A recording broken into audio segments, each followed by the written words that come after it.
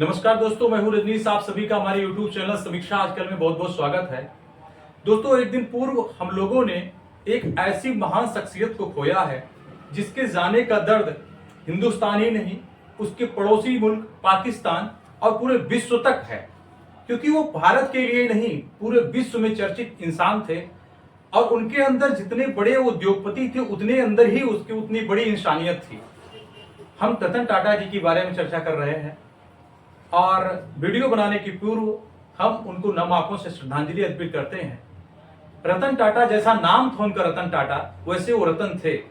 शायद विधि ने उनका नाम इसलिए ही रतन लोगों के उनके माता पिता के दिमाग में रतन नाम इसलिए दिया होगा क्योंकि वो आगे चल के रतन है इस चीज को साबित करेंगे। एक रहमान वारिस साहब का एक शेर है, हम कहना चाहेंगे, कहानी खत्म हुई और कुछ ऐसे खत्म हुई, कहानी खत्म हुई और कुछ यूं खत्म हुई कि लोग रोने लगे तालियां बजाते हुए। ये एक महान शख्सियत का जाना नहीं है, एक महान इंसान का जाना नहीं है, एक महान आत्मा का जाना है, एक महान देवदूत का जाना है जो इंसान बन के नहीं आए थे, ईश्वर के भेजे हुए सीधे कोई देवदूत थे। क्योंकि हर व्यक्ति जो पैसा कमाता है, इंडस्ट्री चलाता है, बिजनेस में आता है, वो सिर्फ ज्यादातर इस चीज पे फोकस करता है कि हम कितने ऊंचे, कितने सबसे कितने आगे चले जाएं। एक कंपनी अगर हमारे सामने है, कंप्यूटर है उस कंपनी का, वो व्यक्ति तो सोचता है उस कंपनी के आगे कितना चला जाए। उसका उद्देश्य सिर्फ ये होता है, एक कंपनी हमने डाला है, दूसरी, तीसरी, चौथी, पांचवी कंपनी कितनी कर दिया जाए। लेकिन इनका सिर्फ एक ही होता था कि हम कंपनी को तो बढ़ाएंगे, कंपनी की ग्रोथ तो लेके जाएंगे, लेकिन हम इंसान को कितना फायदा दे सकते हैं। आप लोगों ने बड़ी बीमारी कैंसर, आप उसके बारे में सुना होगा। टाटा मेमोरियल मुंबई एक ऐसा हॉस्पिटल जहां पूरे एशिया के लोग इलाज कराने आते हैं। रतन जी टाटा कोई जाति देख के कोई काम नहीं करते थे, हर व्यक्ति के लिए वो मसीहा थे। उस मसीहा के जाने का हम लोगों को बहुत गम है, आंखें नम है और हमें उम्मीद है कि वो इतना महान आत्मा थे, इतने महान कर्मनिष्ठ व्यक्ति थे जो मानवता के लिए इतना सब कुछ किए हैं कि ईश्वर उनको अपने श्री चरणों में ही रखेगा, उनको गोलोकवासी ही बना के रखेगा, उनको धरती पे फिर नहीं भेजेगा। और अगर धरती पे फिर भेजेगा, शायद इस उम्मीद में कि तुम मानव बन के गए थे, तुमने वहां मानवता दिखाई है, जाओ फिर से मानव बन के जाओ और यहां लोगों के कष्ट हरो और फिर से आओ हमारे गोलोक धाम में। तो हम चर्चा कर लें कि कौन थे टाटा जी, कहां से इनकी शुरुआत हुई, इनके माता पिता कौन थे, इनकी कंपनियां कैसे रही। एक संक्षिप्त विवरण, क्योंकि इनके बारे में बता पाना मेरे लिए सहज नहीं हूं मैं कि बता पाऊंगा पूरा, क्योंकि मेरे पास न उतना शब्द रह पाएंगे, न मेरे पास मैं इतना कुछ लिख पाऊंगा उनके बारे में। क्योंकि लिखा उसके बारे में जाता है जो सीमित रहता है, वो असीमित प्रतिभा के धनी थे, उनको लिख पाना, उनको बता पाना संभव नहीं है। तो इस टाटा के जो संस्थापक थे, टाटा ग्रुप के जो संस्थापक जमशेद जी टाटा से दो बेटे हुए, दोराब जी टाटा और रतन जी टाटा। ये हमारे वाले रतन जी टाटा नहीं जो अभी गए हैं, ये रतन जी टाटा जो शुरुआत के रतन जी टाटा थे। तो रतन जी टाटा की जो शादी हुई थी उनसे कोई औलाद नहीं थी, कोई संतान नहीं थी और उनकी मृत्यु हो गई। तो उनकी पत्नी जब विधवा हो गई और उनके पास कोई संतान नहीं थी, तो उन्होंने एक बेबी अडॉप्ट किया, जाके पारसी अनाथालय से एक बेबी अडॉप्ट किया और उस बेबी का जो है नाम दिया, जो है जब इन्होंने गोद लिया तो उसका नाम दिया नवल टाटा। यही नवल टाटा जब बड़े हुए, बड़ा होने के बाद जब नवल टाटा की शादी हुई तो नवल जी टाटा से दो बेटे हुए, एक रतन जी टाटा, ये जो अभी गए हैं रतन जी टाटा, एक रतन जी टाटा और एक जिमी नवल टाटा। तो नवल जी टाटा से दो बच्चे, एक रतन नवल टाटा, एक जिमी नवल टाटा। तो ये दोनों टाटा ग्रुप के हुए। उसके बाद आगे चल के नवल जी टाटा ने इनकी जो रतन जी टाटा और जिमी टाटा की जो मां थी, इनको उन्होंने डिवोर्स दे दिया और आगे चल के नवल जी टाटा ने दूसरी शादी की और इस दूसरी शादी के बाद जो पुत्र पैदा हुआ उनका नाम है नोएल टाटा। यही नोएल टाटा टाटा जी के जाने के बाद जो टाटा ग्रुप है उसके डायरेक्टर बनाए गए हैं। नए डायरेक्टर जो हैं, जो रतन जी टाटा का स्थान ले रहे हैं, वो नोएल जी टाटा हैं। तो जब रतन जी टाटा की माँ का जो है डिवोर्स हो गया तो रतन जी टाटा अपनी दादी के साथ रहना शुरू कर दिए। दादी इनका देख रेख करना शुरू कर दी और इसी हिसाब से दादी के ही सानिध्य में रह के उनकी पढ़ाई शुरुआत हुई और रतन जी टाटा न्यूयॉर्क और हार्वर्ड जाके स्ट्रक्चर्स इंडस्ट्रीज में पढ़ाई की और वहीं पढ़ाई के दौरान रतन जी टाटा को एक लड़की से प्यार हुआ। लेकिन जब उनकी लगभग प्यार हुआ और उसके इतने करीब चले गए थे, लगभग इनकी शादी होने वाली थी, यूं कह ले कि एकदम शादी के करीब थे और लगभग ये अगर ये इनकी दादी बीमार पड़ी और दादी का मैसेज जब वहां पहुंचता, कॉल जाता है, वो दादी से अपने बहुत प्यार करते थे और वो सूरत लौट आते हैं और जब बाद में जाते हैं तो उस लड़की की शादी हो चुकी होती है। ऐसे ऐसे रतन जी टाटा के साथ 4 मौके आए जब वो शादी से रह गए। शायद विधि ने उनके हाथ में शादी की रेखा नहीं दी थी और यही जिमी टाटा के साथ भी हुआ। जिमी टाटा जी भी शादी नहीं किए हुए हैं और दोनों भाई अविवाहित रहे। जिमी टाटा की खासियत है, जिमी टाटा टाटा ग्रुप में भी हैं और टाटा ग्रुप में और टाटा जो है जो इनकी चैरिटी ट्रस्ट है उसमें भी हैं, लेकिन वो साधारण तरीके से रहते हैं। मुंबई में ही एक अपने फ्लैट में रहते हैं। इतना बड़ा इंडस्ट्रियल जो है फ्लैट में रहता है। सादगी दोनों भाइयों में देखने को मिलेगी। आप रतन टाटा जी को देखेंगे साधारण शर्ट और पैंट में चलते थे, लगता ही नहीं था इतना बड़ा इंडस्ट्री का मालिक है। एक बार की बात बताऊं मैं आपको, रतन जी टाटा अपने लोगों के साथ कार से जा रहे थे और उनकी कार का जो टायर था वो पंचर हो गया। अब जितने उनके साथ के लोग थे, बगड़ का एक होटल था, सोचे चलो चाय पी लेते हैं। अब लोग चाय पीने में व्यस्त हो गए, देख रहे रतन जी टाटा कहां गए। रतन जी टाटा दिखाई नहीं दिए तो एक व्यक्ति वहां से आके देख रहा, रतन जी टाटा अपनी टाई को यूं कंधे पे डाल के झुक के स्टेपनी बदल रहे थे। अरे बोला सर आप क्या कर रहे हैं, आप तो रतन टाटा हैं, आप इतनी बड़ी कंपनी के इतने बड़े एम्पायर के मालिक हैं, आप ये क्या कर रहे हैं। बोले अगर मैं इसको इंतजार करूंगा कि टेक्नीशियन आएगा, इसको निकालेगा और फिर से हमारी गाड़ी ठीक होगी तो उतने में मेरा समय कितना चला जाएगा। कुछ समय जो बचा लूंगा मैं, उतने समय में हम जहां जा रहे हैं वहां उतने समय पहले पहुंच जाएंगे। ये थे रतन जी टाटा। रतन जी टाटा जब अपनी पढ़ाई पूरी करके जब वापस आए तो जो जेआरडी टाटा थे उस समय, जेआरडी टाटा उनकी निगाह इनकी तरफ गई। उनको लगा कि इनके अंदर प्रतिभा है और इनको टाटा ग्रुप में लाया जाए। लेकिन रतन जी टाटा हार्वर्ड और न्यूयॉर्क में पढ़ाई के दौरान ही, हार्वर्ड में उन्होंने ही वही इंग्लैंड में एक कंपनी ज्वाइन कर ली थी और वो उनका मूड नहीं था कि वो टाटा ग्रुप में ही आए, टाटा ग्रुप के मेंबर बने। लेकिन जेआरडी टाटा के कहने पे वो वापस टाटा ग्रुप में आए, लेकिन जेआरडी टाटा की तरफ से सीवी मांगी गई। सोचिए, कंपनी उसी टाटा ग्रुप के मेंबर हैं, वो उसी टाटा ग्रुप के परिवार से हैं, लेकिन वो सीवी अपना दी, फर्स्ट सीवी बनाए और फिर सीवी दिए, फिर सीवी एक्सेप्ट हुई, वापस आए और ज्वाइन किए। जेआरडी टाटा ने उनको एक कंपनी, टेक्सटाइल कंपनी जो कि घाटे में डूब रही थी, घाटे में थी उस समय, उसकी जिम्मेदारी रतन टाटा जी को दी गई, क्योंकि उनको उम्मीद थी ये प्रतिभावान व्यक्ति शायद इसको घाटे से उबार सकता है, या उसको चैलेंज देके, उनको चैलेंजिंग चीज देके जानना चाहते थे कि इनमें कितना पोटेंशियल है। उस चैलेंज को एक्सेप्ट किया रतन जी टाटा ने और जो एक एम्प्रेस मील करके जो टेक्सटाइल कंपनी थी उसको जमशेदपुर में वहां गए और उस कंपनी को ये ले जाके घाटे से लाके मुनाफे में खड़े कर दिए। जो कंपनी घाटा में चल रही थी वो मुनाफे में आ गई। आगे चल के कुछ हादसा ऐसा हुआ कि वो कंपनी को टाटा द्वारा बंद करना पड़ा। फिर दूसरी कंपनी की जिम्मेदारी दी गई रतन जी टाटा को।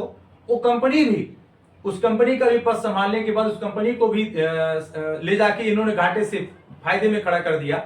इन दोनों कंपनियों का एक्सपीरियंस ने जेआरडी टाटा के दिल को जीत लिया था और जेआरडी टाटा को पता चल गया था कि ये बच्चा बहुत पोटेंशियल इसके अंदर है और मुझे लग रहा है कि टाटा ग्रुप को एक नया चेयरमैन मिल गया है। तो अपनी कार्यकाल 60 वर्ष का पूरा संपूर्ण कार्यकाल पूरा करने के बाद जेआरडी टाटा ने रतन जी टाटा को जो ये टाटा ग्रुप का चेयरमैन बनाया और रतन जी टाटा ने उसे बखूबी संभाला और ऊंचाइयों पे ऊंचाइयां देते रहे।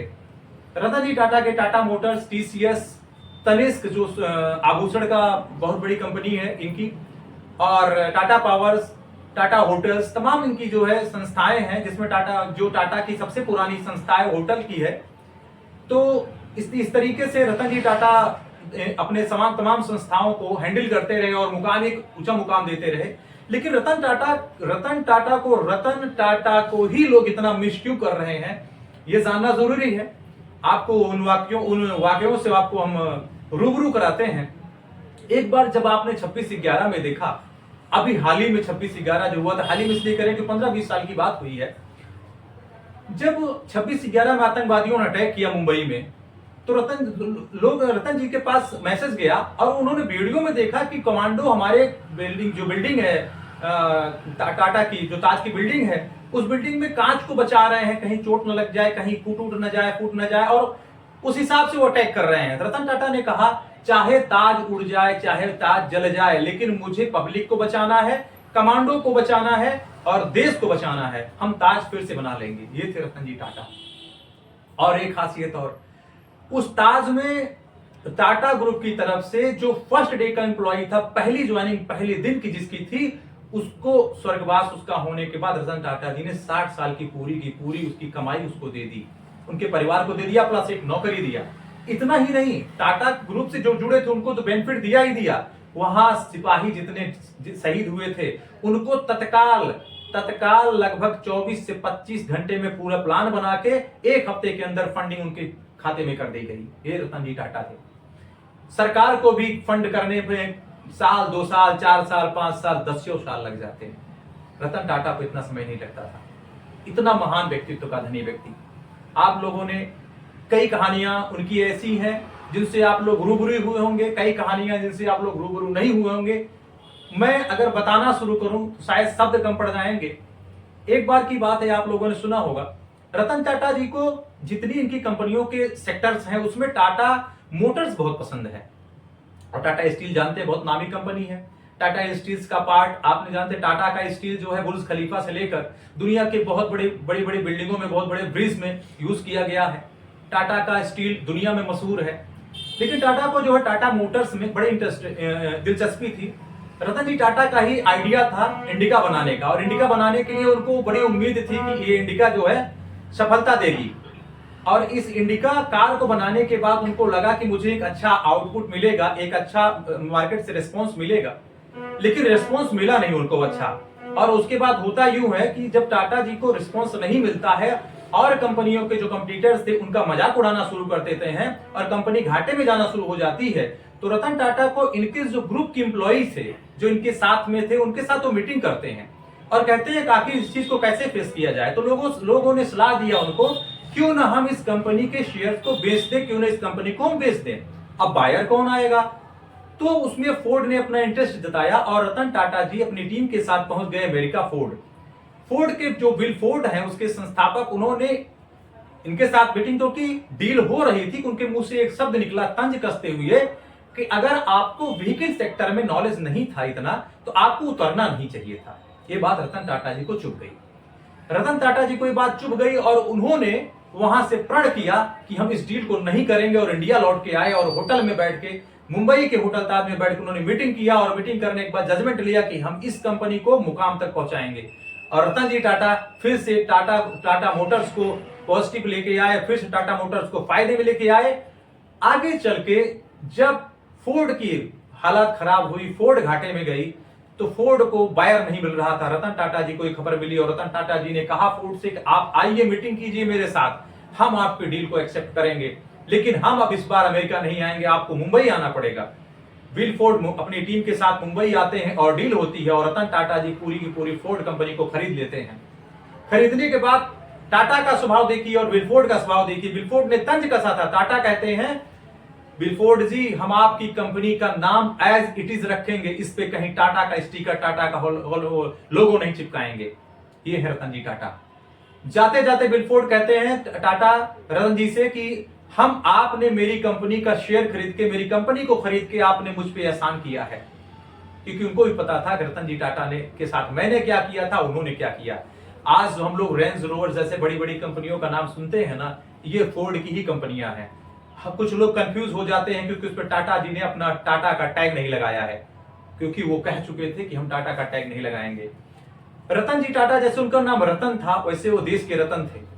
आज के टाइम में 160 अरब डॉलर की कीमत की कंपनी छोड़ के गए हैं रतन जी टाटा। आप समझ सकते हैं उन्होंने जितना डोनेट किया है, रतन टाटा जी ने जितना डोनेट किया है पब्लिक के लिए, उतना डोनेशन में तो न जाने कितनी बड़ी बड़ी कंपनियां खड़ी हो जाएं। दुनिया की कई कंपनियों की जीडीपी के बराबर रतन जी टाटा जी ने डोनेट कर दिया है। पाकिस्तान की जो जीडीपी होगी उसके बराबर तो रतन टाटा ने डोनेट किया हुआ है। रतन टाटा का नाम, हमको लगता है ईश्वर ने जब ये धरती पे जन्म लिए तो इनके माता पिता के दिमाग में ये आइडिया रतन टाटा नाम का, रतन नाम शायद इसीलिए फिर से सजेस्ट किया होगा, जबकि इसके पहले जो रतन जी थे उनको वो चले गए थे दुनिया से, लेकिन ये रतन टाटा का नाम फिर से रतन टाटा इसलिए उन्होंने सजेस्ट किया होगा परमात्मा ने कि तुम हो रतन और इस देश को के रतन बनोगे। और सच में भारत उनको बहुत मिस कर रहा है और पूरा देश मिस कर रहा है। इसी बीच में आप लोगों से एक चीज और शेयर करना चाह रहे हैं। आप लोगों ने रतन जी टाटा के अंतिम समय के कुछ पहले तक जब उनका शरीर काफी वीक हो गया था, एक बच्चे को देखे होंगे, पतला सा लड़का राइडू को, उसकी भी कहानी आपको शेयर कर दूं जल्दी से। एक्चुअली राइडू जो लड़का है ये, इसको पशु में बड़ा प्रेम था और अपने पिता से कहता है पापा हम क्या करें, हमको तो जो डॉगी रोड पे पड़े मिलते हैं, सड़े रहते हैं, चोट लग जाती है, एक्सीडेंट हो जाता है, मर जाते हैं, हम उनके लिए कुछ करना चाहते हैं, कोई हॉस्पिटल हो जहां उनका इलाज हो सके सस्ते में, फ्री में, या उनको हम संरक्षित कर सकें। ऐसे कैसे हो पाएगा? उनके फादर कहते हैं कि डॉग्स में, एनिमल्स में जो है रतन जी टाटा को बड़ा इंटरेस्ट है, वो बहुत इस चीज में सहयोग करते हैं, आप उनसे मदद क्यों नहीं मांगते? वो लेटर लिखते हैं, मैं अपना मैसेज उनका पहुंचता है रतन जी टाटा के पास। रतन जी टाटा ने तुरंत उसको इनवाइट करते हैं अपने से मिलने के लिए और वो आता है, रतन जी टाटा से मुंबई में मिलता है। उतने इंप्रेस होते हैं उसके आइडिया से, इतने खुश होते हैं, लेकिन कहते हैं कि तो पहले तुम जाओ अमेरिका पढ़ो, और उनको अमेरिका पढ़ने के लिए भेजते हैं। राइडू अमेरिका से पढ़ के आता है और रतन टाटा जी उनके ख्वाबों को साकार करते हैं। 5 मंजिले का डॉग्स के लिए, एनिमल्स के लिए हॉस्पिटल खुलवाते हैं मुंबई में। 5 मंजिला हॉस्पिटल में लगभग एक फ्लोर पे 2-2 हजार एनिमल्स की जो है देख रेख की जा सकती है। और राइडू अंतिम सांस तक रतन टाटा जी ने उनको अपने साथ रखा, उनका हमसफर के जैसे उनके साथ बना रहा। और राइडू को एक नाम दे दिया रतन टाटा जी ने। रतन टाटा अगर हम एक शब्द में कहें तो हम उसे पूरा नहीं कर सकते, अगर हम एक किताब लिखें तो पूरा नहीं कर सकते।